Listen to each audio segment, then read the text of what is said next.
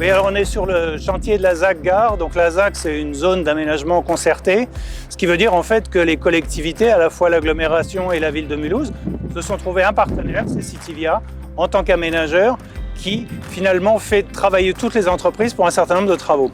Alors l'objectif de la ZAC, c'est d'aménager un quartier d'affaires, le quartier d'affaires premium du Sud-Alsace, avec à terme 57 000 m² de surface tertiaire, de bureaux, qui vont s'implanter à la fois de ce côté-ci, mais aussi le long du canal de l'autre côté, en allant vers le pont de la Fonderie. Aujourd'hui, on a construit à peu près 40% des 57 000 m² qu'on aura à terme d'activité sur ce quartier.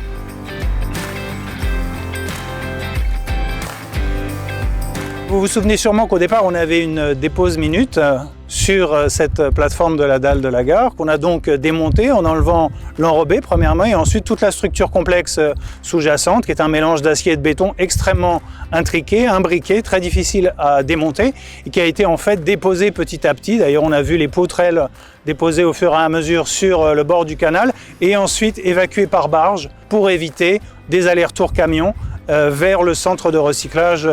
tout proche.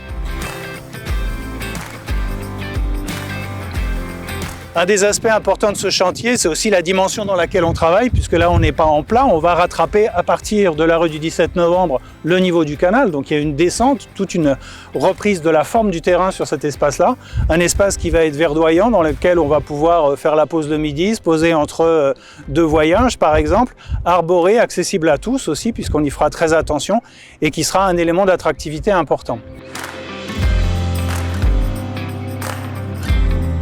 Donc Citivia, c'est l'aménageur, c'est l'ensemblier. Citivia, c'est la société publique locale d'aménagement du Sud-Alsace, qui travaille donc ici à la fois pour la ville et l'agglomération, dans un contrat qui est d'ailleurs financé également, je tiens à le souligner, par l'État et la région, que je remercie à cette occasion. En deuxième partie de cette année, en fait, à partir de l'été à l'automne, on va passer à la phase d'engazonnement, de plantation, une trentaine d'arbres, plus d'une centaine d'arbustes et un certain nombre